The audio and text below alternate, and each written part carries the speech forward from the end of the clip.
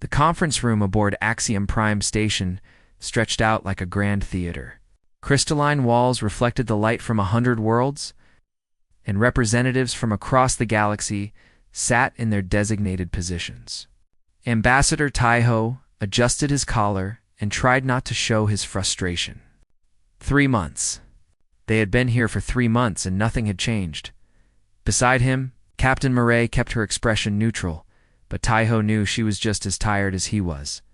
The captain had warned him from the beginning that this would be a waste of time. He wished he had listened.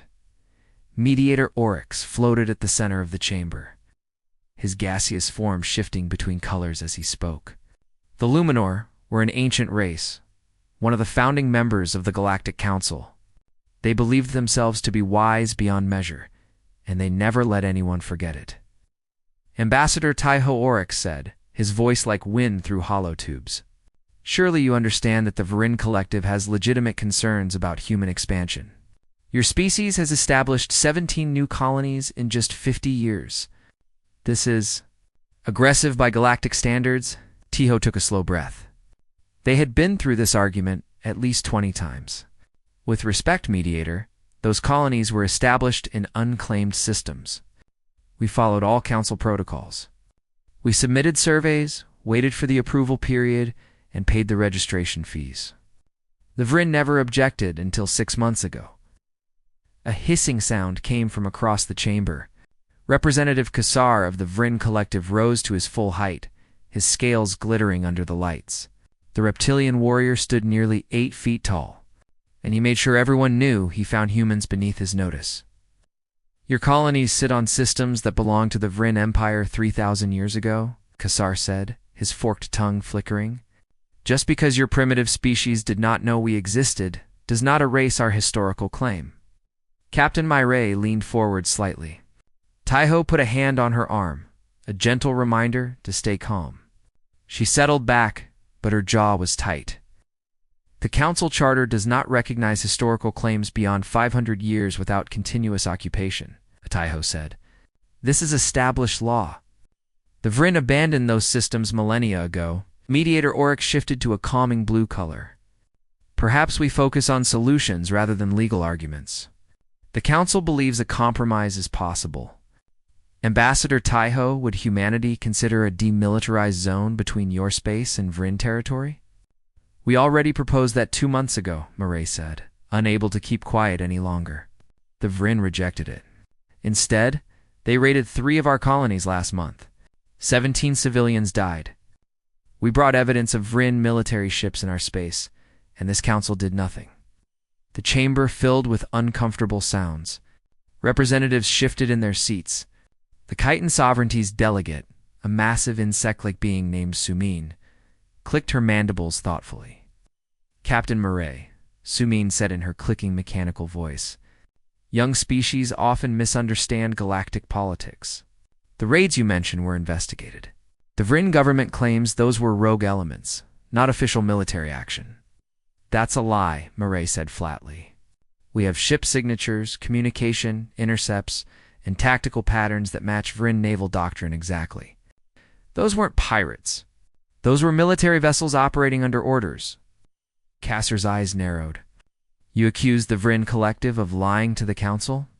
I'm saying your government is testing how much you can get away with, Myrey replied, and this Council is letting you do it. The chamber erupted in shocked chirps, hisses, and electronic tones. Oryx shifted to an angry red.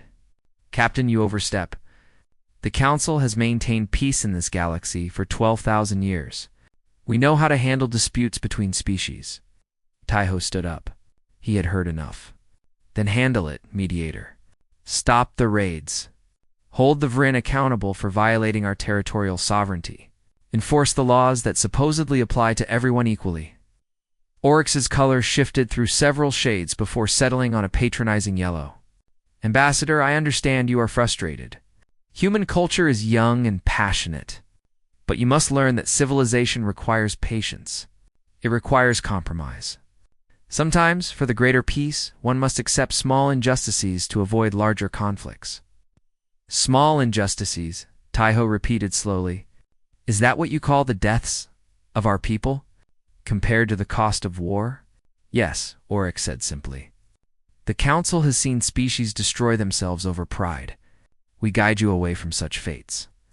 There was a long silence. Taiho looked around the chamber at the various representatives. Some looked uncomfortable. Others, like Kasser, looked smugly satisfied. A few seemed genuinely confused about why the humans were being so difficult. The Council has prepared a proposal, Oryx continued. A final compromise that we believe addresses all concerns.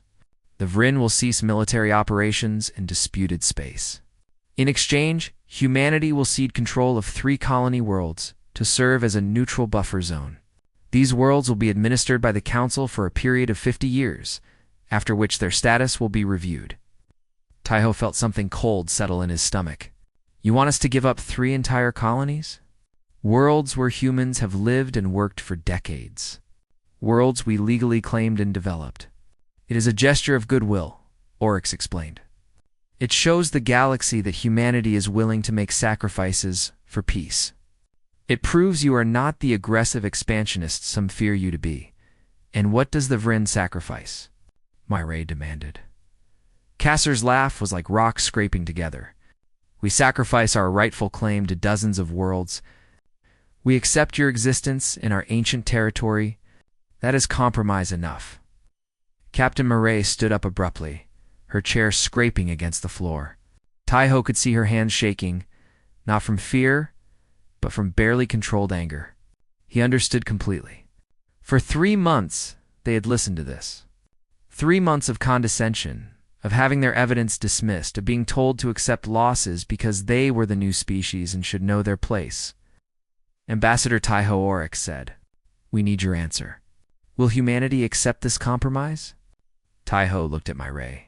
She met his eyes and gave the smallest shake of her head. They both knew what was happening here. The Council didn't see them as equals. They saw humans as children who needed to be taught lessons. The Vryn were old, established, connected. Humanity was new, and therefore expendable. "I need to consult with my government," Taiho said carefully. Oryx shifted to a pleased green. "Of course. We understand this is a significant decision. The Council grants you 48 hours to respond. We are confident that Earth's government will see the wisdom in this path." Taiho gathered his documents. Myray did the same. As they walked toward the exit, Taiho could feel eyes on their backs. Some curious, some pitying, some contemptuous. It didn't matter.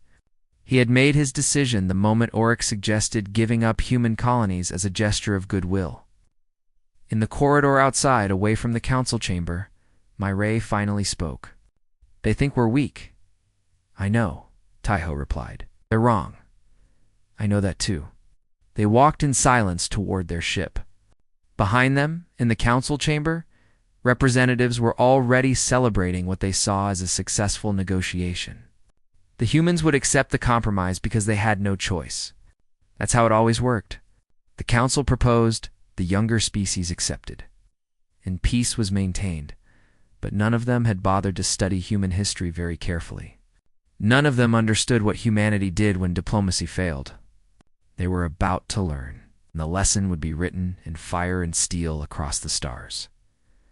Ambassador Taiho had come to Axiom Prime, hoping for peace. He would leave having accepted that peace was no longer possible. The Council had made their choice. Now humanity would make theirs. 40-8 hours later, Ambassador Taiho walked back into the Council chamber. His steps were measured and calm. Captain Myray followed 2 paces behind, her military uniform pressed and perfect. The other members of the human delegation filed in silently. Taking their positions, Mediator Oryx shifted to a welcoming blue color. "Ambassador Taiho, we are pleased you have returned. Has your government reached a decision regarding our compromise proposal?" Taiho remained standing. He pulled out a simple datapad and began to read from it. His voice was clear and emotionless, like he was reading a shipping manifest rather than making one of the most important statements in human history. "The government of the Terran Union has reviewed the Council's proposal. After careful consideration, we must decline. Furthermore, effective immediately, humanity withdraws from these peace negotiations. We will resolve the situation with the Vrin Collective through our own methods. This delegation will depart Axiom Prime within the hour. Thank you for your time." The silence that followed was absolute. Even the ambient hum of the station's systems seemed to pause. Representatives stared at Taiho with expressions ranging from shock to confusion to outrage. No species had ever simply walked away from council mediation. It wasn't done. It had never been done. Oryx's form flickered through several colors rapidly, unable to settle on one. "Ambassador, I don't think you understand. You cannot simply leave negotiations. The council process must be followed. There are procedures, protocols, which we have followed for 3 months," Taiho interrupted calmly. "We participated in Go. Owed faith. We presented evidence. We proposed solutions. The council chose to ignore our concerns and enable Vrin aggression. We are no longer interested in this process." Representative Kassar of the Vrin rose, his scales rattling with anger. "You dare to insult this council. You dare to reject their wisdom?" Taiho looked at the Vrin representative with cold eyes. "We reject a process that protects aggressors and punishes victims. We reject mediation that ignores evidence and law. Most importantly, we reject the assumption that humanity will accept injustice simply because we are new to galactic politics." He closed his datapad. "We tried peace. We exhausted every diplomatic option. You had 3 months to choose justice. You chose politics instead. Now we will choose our own path forward." The human delegation turned as one and walked toward the exit. Behind them, the council chamber exploded into chaos. Representatives shouted questions, demanded explanations, threatened consequences. The humans ignored it all. Within minutes, their ships detached from Axiom Prime and jumped into faster-than-light travel. The council continued to argue for hours after the humans left. Mediator Oryx tried repeatedly to contact Earth's government. Every attempt received the same automated response: "The Terran Union appreciates your concern. We will address the current situation through appropriate channels. Further diplomatic contact will resume when circumstances permit." By the end of the first day, human civilian vessels throughout the galaxy began moving. Merchant ships finished their current contracts and departed for Terran space. Trading posts started shutting down operations. Human employees at various galactic corporations submitted their resignations and booked passage home. The human embassy on the Council's capital world, a beautiful planet called Centrum, began a systematic evacuation. Non-essential personnel left first, then administrative staff, then security. Within 3 days, only the ambassador and a skeleton crew remained, and they made it clear. They would leave the moment their government ordered it. The galactic community watched this retreat with growing confusion. Some thought it was a negotiating tactic, a way to pressure the council. Others believed humanity was afraid and running away. A few more paranoid species wondered if humanity knew something they didn't. In the Luminar Ascendancy's intelligence headquarters, Director Hyunwoo stared at screens filled with data. He was reviewing everything the Luminars had purchased or traded for regarding human history. The information was extensive because humans love to sell their own stories. Books, videos, historical documents, military records. Everything was available for the right price. What Hyunwoo discovered made his crystalline body dim with concern. Human history was violent in ways that made no sense to galactic species. The Luminars had fought 3 wars in their entire 50,000-year civilization. Humanity had fought 3 major wars in a single century. The numbers were staggering. Millions dead in something called World War I. Tens of millions in World War II. Billions displaced, entire cities erased, nations destroyed and rebuilt. But it wasn't just the scale. It was the method. Humans had a concept called total war that no other species practiced. When humans went to war, they didn't just send their military. They converted their entire economy to war production. Factories that made cars started making tanks. Companies that produced toys began manufacturing weapons. Every citizen became part of the war effort. Hyunwoo found records of human weapons that horrified him. Chemical weapons that melted flesh, biological weapons that spread disease, nuclear weapons that could destroy entire cities in seconds. And humans had used all of these weapons, not as a last resort, but as standard military tools. The most disturbing part was how recently this had happened. Humans had unified under one government only 200 years ago, after something they called the Consolidation Wars. Those wars had killed hundreds of millions of people and left Earth's ecosystem damaged for decades. The humans had nearly destroyed themselves. Somehow that had taught them to work together. Director Hyunwoo compiled his findings into a report. He flagged it as urgent and sent it directly to the council. Then he sat in his office watching the stars and wondered if everyone was about to make a terrible mistake. The council received his report and debated for hours. The majority opinion was dismissive. Yes, humans were violent by galactic standards, but they were also primitive. They had only been in space for 2 centuries. Most council species had been exploring the stars for thousands of years. Technology mattered more than aggression. Humanity's technology was nothing special. Representative Sumin of the Khitan Sovereignty was one of the few who took the report seriously. She had read human military theory, particularly something called asymmetric warfare. Humans didn't fight fair. They fought to win, using whatever advantages they could find. Size, technology, and experience meant less to humans than determination and strategy. But Sumin was outvoted. The council decided that humanity's withdrawal was a bluff. They would wait, let the humans realize they had no leverage, and then negotiations would resume on the council's terms. It was how these situations always resolved. Meanwhile, the Vrin Collective watched humanity's retreat with satisfaction. They interpreted it as weakness, as surrender in all but name. Kassar returned home and reported to Vrin High Command that the humans were afraid. The council had failed to control them, but that didn't matter. The humans were running away. Vrin military strategists began planning a major offensive. If humanity had abandoned diplomacy, then the path to expansion was clear. They would take the disputed systems, and the council would mediate afterward. By then, occupation would be fact, and possession was 9/10 of galactic law. The Vrin assembled the largest military fleet they had launched in a century, 300 warships, from massive dreadnoughts to swift attack cruisers. It was overwhelming force, designed to crush any resistance instantly. They chose their target carefully, the Horizon system, the furthest human colony and the most lightly defended. The fleet prepared to jump. Commanders briefed their crews. Weapons were armed, shields were tested. This would be a glorious victory, they promised. The humans had shown themselves to be cowards. This would be a simple occupation, barely even a battle. They were wrong.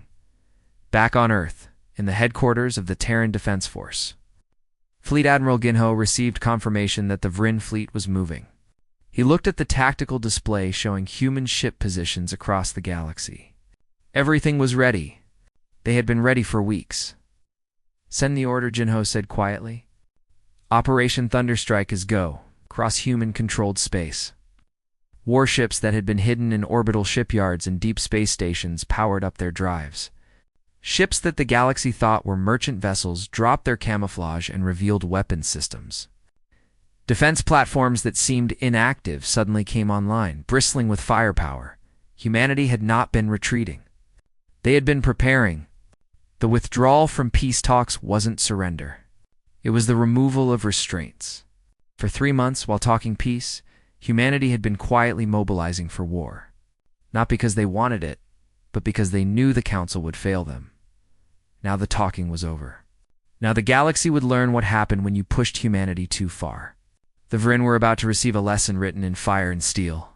And after them, every other species in the galaxy would learn to fear the moment when humans abandoned peace talks. The Vrin Armada dropped out of faster-than-light travel at the edge of the Horizon system. 300 warships, arranged in the traditional Vrin battle formation that had won victories for 3,000 years. Fleet Commander Rokath stood on the bridge of his flagship, confident and eager for the glory that would come from this easy conquest. Scan for human defenses, Rokath ordered. His tactical officer worked the console, and the results appeared on the main display. What they saw made no sense. 50 human dreadnoughts hung in space, arranged in a geometric pattern that no VRN database recognized. They weren't hiding. They weren't running. They were waiting, positioned perfectly between the Vryn fleet and the inhabited planet below. 50 ships? Rokath said, confused. They dare face us with only 50 ships. His second officer, a veteran of many campaigns, studied the formation more carefully. Commander, their positioning is unusual. They have overlapping fields of fire covering every approach vector. This is not a defensive formation. This is an ambush formation. Rokath dismissed the concern with a wave of his clawed hand. They are outnumbered 6-1. Their bravery is admirable, but foolish. Open a communication channel. I will offer them one chance to surrender. Before the communication could be opened, the human fleet moved. Not toward the Vryn, but into a tighter formation. Then every human ship opened fire simultaneously. The galaxy had never seen weapons like these. Kinetic artillery, simple in concept, but terrifying in execution. Magnetic rails accelerated solid projectiles to 70% of light speed. Each round carried the kinetic energy of a nuclear explosion, and the humans fired them in volleys of thousands. The Vryn fleet's shields, designed to stop energy weapons and me. Siles were useless against solid matter moving at relativistic speeds. The projectiles punched through shields like they weren't there and tore. Through armor plating designed to withstand orbital bombardment, 3 Vryn cruisers exploded in the first 10 seconds. Their reactor cores breached, creating expanding spheres of plasma and debris. 5 more ships went dark as kinetic rounds destroyed their power systems. The beautiful Vryn formation, refined over millennia, collapsed into chaos. Return fire. Rokath screamed.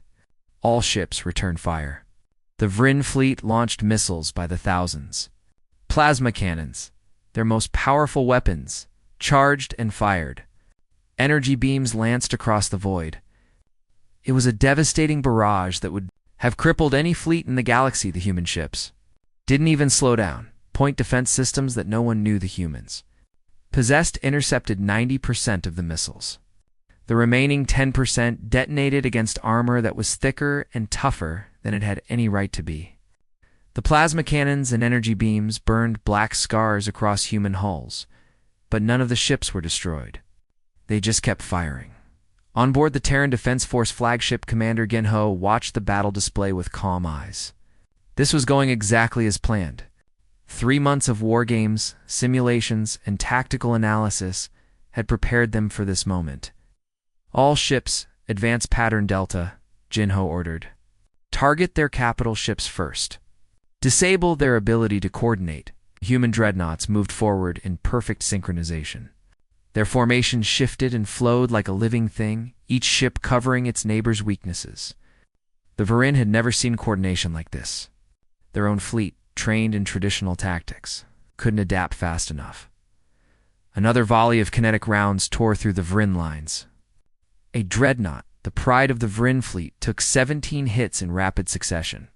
Its armor crumpled, its spine broke, and the massive ship began to tumble out of control. Secondary explosions rippled along its length as ammunition stores detonated. Commander Rokath watched his fleet being destroyed around him. 30 ships gone in the first 20 minutes. 50 more damaged or disabled. The humans had lost nothing. Some of their ships showed damage, but all 50 were still fighting, still firing those devastating kinetic weapons. Retreat. Rokath finally shouted. All ships, emergency jump. Retreat to Rally Point Gamma. But the humans had planned for that too. As the Vryn ships tried to charge their faster-than-light drives, the human fleet fired a different type of weapon. Electromagnetic pulse missiles detonated throughout the Vryn formation, disrupting the delicate systems needed for FTL travel. Ships that tried to jump anyway misjumped, their navigation systems confused, merging light years off course or not at all. The battle continued for 4 hours. The Vryn fought with courage and desperation, but they were fighting a type of war they didn't understand. The humans didn't fight for honor or glory. They fought to destroy the enemy's ability to resist. Every shot was calculated for maximum damage. Every maneuver was designed to create advantageous firing positions. There was no waste, no showmanship, no mercy. When it was over, 300 Vryn warships had been reduced to debris fields and expanding clouds of gas. 7 human ships were damaged badly enough to need extensive repairs, but none were lost. The humans had fought a battle that by galactic standards should have been impossible. And they had one with a casualty ratio that defied belief. Commander Ginho allowed himself a moment to feel the weight of what they had done. Thousands of Vryn were dead. Maybe tens of thousands? This was exactly why he had spent his career trying to avoid war. But the Council had left them no choice, and the Vryn had forced their hand. "Open a channel to Vryn High Command," Ginho ordered. "Let them know we're coming." Across the galaxy, every major power with deep space telescopes or sensor networks had been watching. The data reached them in scattered fragments, delayed by the speed of light. But what they saw was enough to cause panic. The Battle of Horizon System, as it would later be called, lasted for hours. Galactic space battles typically lasted days or weeks, with minimal casualties on both sides. Combat was supposed to be careful, measured, economical. You fought to achieve objectives, not to annihilate the enemy. Humans fought differently. They fought like they were trying to exterminate an infestation. The amount of ammunition they expended in 4 hours would bankrupt most species. Their willingness to damage their own ships to close to effective range was seen as either suicidal or insane. But it worked. Terrifyingly, it worked. On the Council's capital world, an emergency session was called. Representatives arrived in various states of shock and fear. They reviewed the battle data that had been collected. They watched the tactical analysis prepared by their best military minds. Every analysis reached the same conclusion. If humans could do this to the Vryn, they could do it to anyone. Mediator Oryx's form was a distressed gray, flickering with uncertainty. "We must demand an immediate ceasefire. The Council cannot allow this level of violence to continue." Representative Sumain of the Katyn sovereignty shook her head, her mandibles clicking in agitation. "They will not listen. We had our chance to prevent this. We chose to enable Vryn aggression instead." "But what are they doing now?" asked a representative from the Depth Confederacy. "The battle is over. Surely they will stop." The answer came faster than anyone expected. Human ships weren't returning to defensive positions. They were advancing, pushing deep into Vryn space. Fleet Commander Ginho had made his intentions clear. This wasn't about defending territory anymore. This was about ensuring the Vryn could never threaten humanity again. Human battle groups appeared in Vryn systems across their territory. They bypassed civilian centers, but systematically destroyed military installations. Shipyards were targeted and eliminated. Orbital defense platforms were reduced to scrap. Naval bases were bombarded from orbit until nothing remained but craters. The Vryn High Command sent frantic messages to the Council begging for intervention. They offered to negotiate, to accept any terms, to surrender completely. But the Council had no leverage. How do you stop someone who refuses to listen? Ambassador Taiho finally responded to the Council's demands for a ceasefire. His message was brief and cold. "You had 3 months to mediate peace. You chose to enable aggression. We will establish peace through victory. When the Vryn are no longer capable of threatening our people, we will discuss terms." Across the galaxy, species that had never thought about humanity began emergency policy reviews. Trade deals were reconsidered. Border agreements were reviewed. Everyone asked the same question: had we offended the humans? Would we be next? The galaxy had spent 12,000 years believing that civilization meant avoiding war at all costs. They had built a culture around negotiation, compromise, and patience. War was something primitive species did before they learned better. Humanity had learned something different. War was a tool, terrible and costly, but sometimes necessary. And if you had to use that tool, you used it with absolute commitment and overwhelming force. You didn't fight fair. You fought to win, decisively and permanently. The Vryn Collective. once proud and powerful, now faced extinction as a military power. Their fleets were destroyed. Their defenses were in ruins. And the human fleet showed no signs of stopping until the job was complete. The galaxy watched in horror and reluctant admiration. Humanity had abandoned peace talks. And the result was exactly what they should have feared all along. 2 weeks after the Battle of Horizon System, the Vryn Collective officially surrendered. The terms were delivered by what remained of their high command, transmitted from a bunker deep underground on their homeworld. They accepted complete demilitarization, territorial concessions, and war reparations. They had no choice. The alternative was watching their entire civilization be reduced to pre-spaceflight technology. The Terran Defense Force enforced the terms with cold efficiency. Warships were destroyed or confiscated. Shipyards were dismantled. Military academies were closed. The Vryn were allowed to keep a small defense force, enough to maintain order and protect against pirates, but nothing that could threaten their neighbors. Human observers would remain for the next 50 years to ensure compliance. But humanity's response wasn't purely punitive. Reconstruction crews arrived alongside the military. Human engineers helped rebuild damaged civilian infrastructure. Medical teams treated Vryn wounded without regard to whether they had been soldiers or civilians. Food shipments arrived to prevent famine in regions where the war had disrupted supply chains. The galaxy watched this part with as much confusion as the military campaign. Why would the humans help rebuild what they had destroyed? It made no strategic sense by galactic standards in the Council Intelligence Headquarters. Director Hunwoo studied this behavior carefully. He had spent 2 weeks analyzing every scrap of human history and military theory he could access. What he discovered changed his understanding of everything. Humans didn't just know how to wage total war.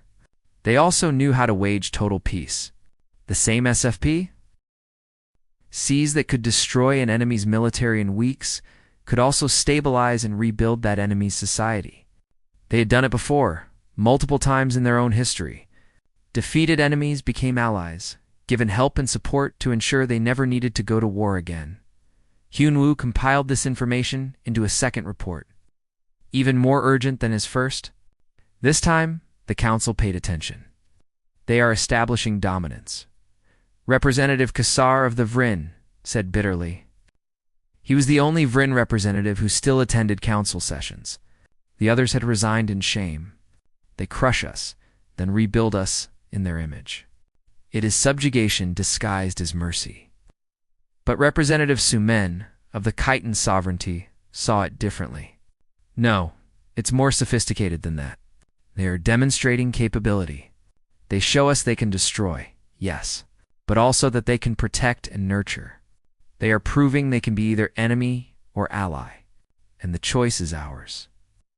The economic analysis teams delivered their reports next, and what they revealed terrified the council even more than the military campaign had. Humanity's entire civilian economy had been a military economy waiting to be activated. Those merchant ships that had been peacefully trading across the galaxy. Their hulls were built to military specifications. Engines were oversized for civilian needs, and they could be refitted with weapons in a matter of weeks. The humans had been trading and building relationships, but they had also been preparing for war from the moment they joined. Galactic civilization. The manufacturing centers on human worlds were even more concerning. Factories that produced consumer goods could switch to military production with minimal retooling. The humans called it Dulia's infrastructure, and they had built it into every major industrial center. When the war began, humanity had increased its warship production by 300% in a matter of weeks. A depth confederacy. Economists presented the most disturbing projection. If humanity devoted even 20% of its economy to military production, they could build more warships in a year than the next 10 species combined. And the humans had plenty of room to grow. Their industrial capacity was expanding faster than any species in recorded history. How did we miss this? Mediator Oryx asked, his form a nauseated green color. How did none of our intelligence services see what they were preparing? Director Hyunwoo answered honestly. Because we were looking for threats that matched our expectations.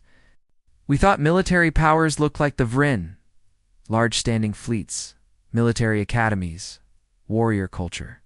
We didn't understand that human military power was economic and industrial, not cultural. The Council also had to confront an uncomfortable truth about human weapons technology. The kinetic artillery that had devastated the Vrin fleet wasn't even particularly advanced. It was just good engineering of basic principles. Accelerate mass, point at target, fire. Simple, reliable, and hideously effective. Human ships didn't have the sophisticated energy shields that galactic militaries relied on. They didn't need them. They built thicker armor, better point defense, and redundant systems. Their philosophy was different. Don't try to avoid getting hit. Just make sure you can take the hit and keep fighting. The military analysts reached a consensus that chilled everyone in the Council. Humanity hadn't shown their best weapons yet. The kinetic artillery was likely their simplest, most reliable system. They almost certainly had more advanced weapons in reserve, waiting for an enemy that required them. Some species began reviewing humanity's trading history with new suspicion. The humans had been buying and selling across the galaxy for decades. What had they been learning? What technologies had they been adapting? The humans were known for their ability to take existing ideas and improve them, finding efficiencies and applications that the original inventors had never considered. An emergency session of the full council convened.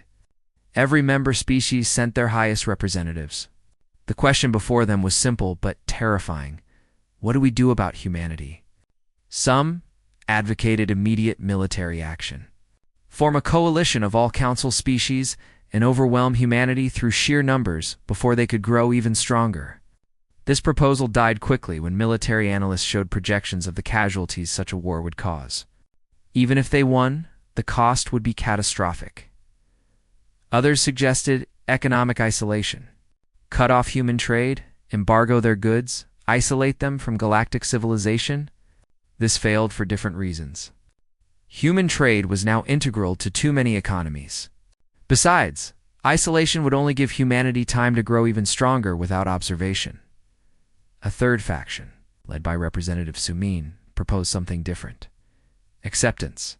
Humanity had proven they could wage war at a level that no galactic species could match. But they had also proven they could be reasonable, even generous, to defeated enemies. The smart move was to treat them as the major power they had clearly become.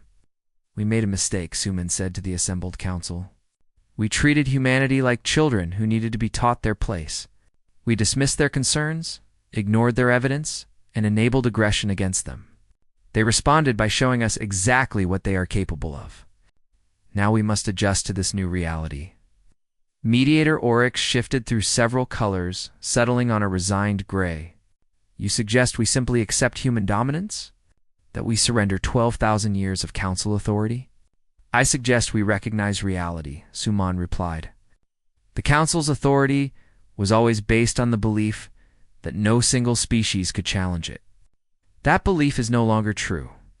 Humanity can challenge us, and they have proven it. We can either adapt or become irrelevant. The debate continued for 3 days. Messages flew between homeworlds as governments consulted with their militaries, their economists, their philosophers. Everyone sought answers to the same question. How do we live in a galaxy where humans exist as an apex predator? Meanwhile, humanity made its position clear through action rather than words. Human patrol ships began appearing in previously lawless regions of space. Pirates who had operated for decades suddenly found themselves facing human hunter-killer groups that tracked them down with ruthless efficiency. The humans didn't negotiate or issue warnings. They just eliminated threats. Trade routes that had been dangerous became safe. Merchant vessels from all species, not just human ones, now enjoyed protection. The humans weren't asking permission to provide this security. They were simply doing it. Some species appreciated this new stability. Others resented the implication that they needed human protection. But everyone noticed that human ships were everywhere now, watching, protecting, and quietly reminding the galaxy of what happened when someone threatened human interests. Ambassador.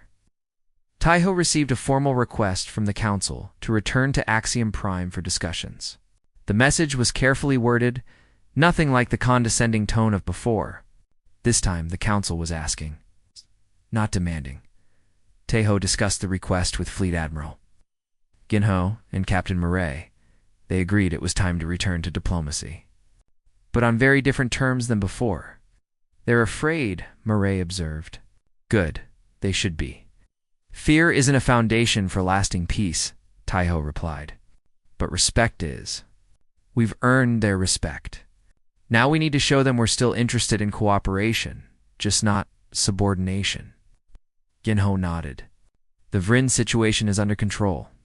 Their military is dismantled, and reconstruction is ahead of schedule. We've proven we can win wars. Now we need to prove we can win the peace. The response was sent to the council. Ambassador Taeho would return to Axiom Prime, but not as a supplicant seeking council approval. He would come as the representative of a major galactic power, ready to discuss mutual interests and security concerns on equal terms. The galaxy held its breath and waited to see what would happen when humans returned to the negotiating table. This time, everyone understood that walking away from these talks would have very different consequences than before.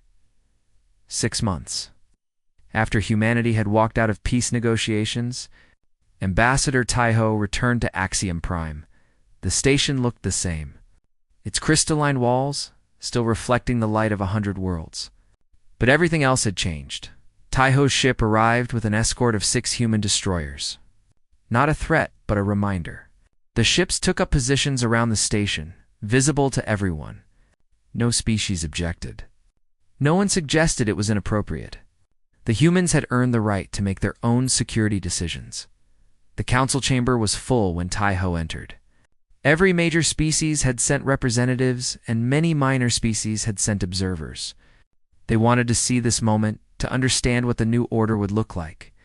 Mediator Oryx floated at the center as always, but his color was subdued and cautious.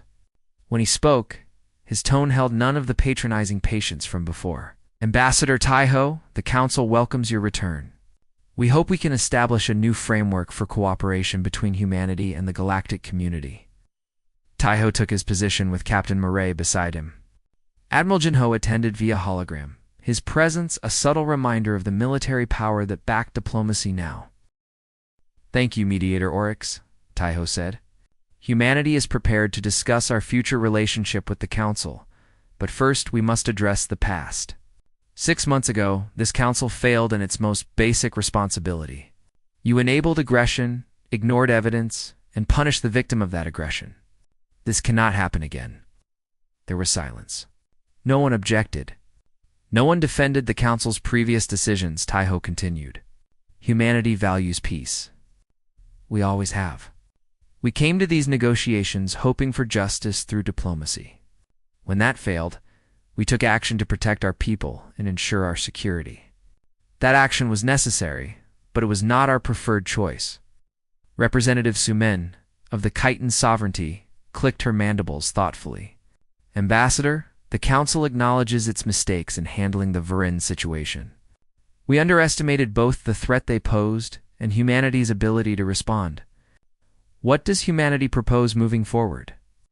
Taeho pulled up a document on the chamber's main display. Humanity proposes a mutual defense and security treaty. Any council species can join. The terms are simple. Signatories agree to collective defense against external threats and piracy. They agree to peaceful dispute resolution with verification mechanisms. They agree to share intelligence on military threats. In exchange, humanity commits to defending signatories against aggression. The chamber filled with murmurs and electronic tones as representatives discussed this among themselves. It was a bold proposal. Essentially, humanity was offering to become the galaxy's military protector. And if we refuse, asked a representative from the Depth Confederacy. What happens to species that do not sign this treaty? Taeho's expression remained neutral. Nothing. The treaty is voluntary.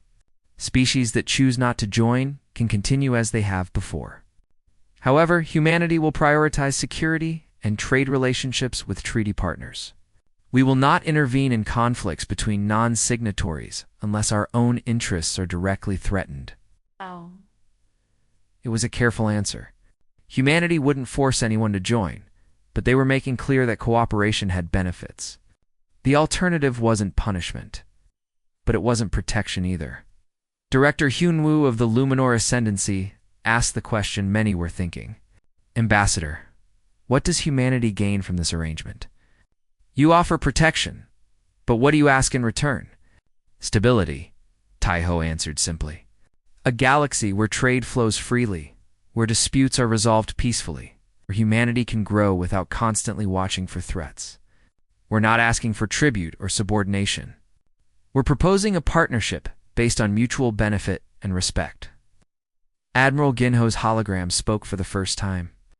Let me be clear about something. Humanity doesn't want to be the galaxy's police force.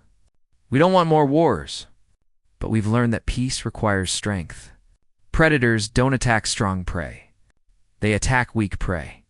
We're offering to make the entire galaxy stronger. Representative Kassar of the Vrin, who had remained silent until now, finally spoke. His voice was bitter, but resigned. This is conquest disguised as cooperation. You defeat us, humble us, and now you offer to protect others from suffering our fate. It is manipulation. Taiho looked at Kassar directly. No, Representative. This is the consequence of choices. Your government chose aggression. The Council chose to enable it. Humanity chose to defend itself. Now we're all choosing how to move forward. You can view this as manipulation if you wish. Or you can see it as an opportunity to rebuild in a more stable galaxy, Captain Murray added. The Vrin Collective is welcome to join the treaty after a probationary period. Your military capabilities are limited now, but your intelligence networks and territorial position have value. We're not interested in keeping former enemies down. We're interested in turning them into future partners. No, this statement caused another wave of discussion. The humans were offering the Vrin a path back to relevance, not as a military power, but as a contributing member of a larger security framework. It was more generous than anyone expected. Mediator Oryx shifted to a thoughtful blue color. The Council must discuss this proposal. But I have a question, Ambassador. What happens if a signatory to this treaty acts aggressively toward another signatory? What happens if humanity itself acts inappropriately? The treaty includes binding arbitration, Taiho explained. Any disputes between signatories go to a neutral arbitration, panel with representatives from signatory and non-signatory species. If humanity violates the treaty terms, signatories can withdraw without penalty. If another signatory violates the terms, they face collective response from all treaty members.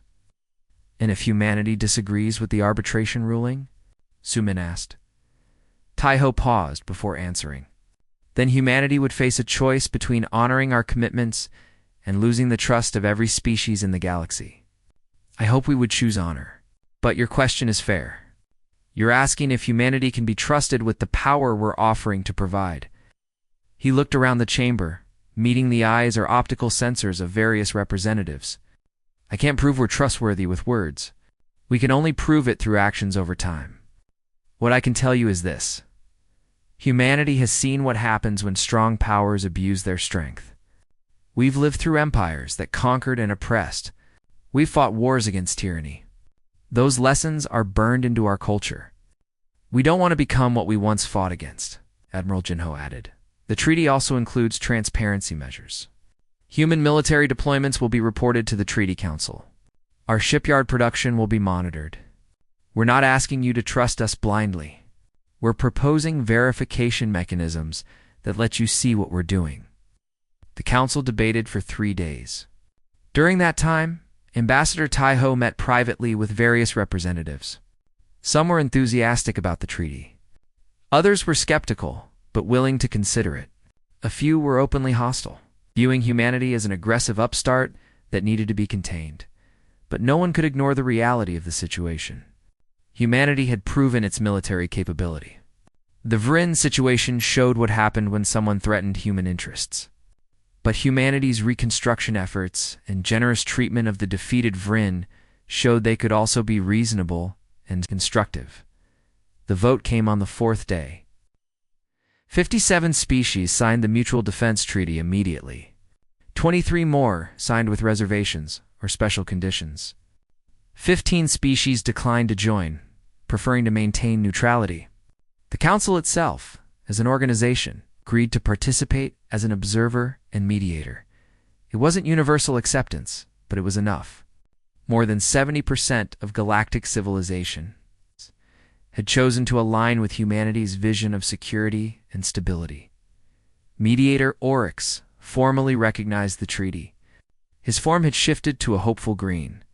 This is a new era for galactic civilization. The Council acknowledges humanity as a major power and welcomes their participation in maintaining peace and security. Ambassador Taiho accepted with a slight bow. Humanity is honored by this trust. We will work to prove it was well placed. In the months that followed, the galaxy began to adjust to its new reality. Human patrol ships became a common sight in previously dangerous regions. Pirate bases that had operated for generations were systematically eliminated. Trade routes that had required expensive private security could now operate with just basic precautions. Some species chafed under what they saw as human dominance. Others appreciated the stability and reduced security costs. But everyone learned to navigate the new political landscape where humanity's opinion mattered greatly. The Vurin Collective slowly rebuilt.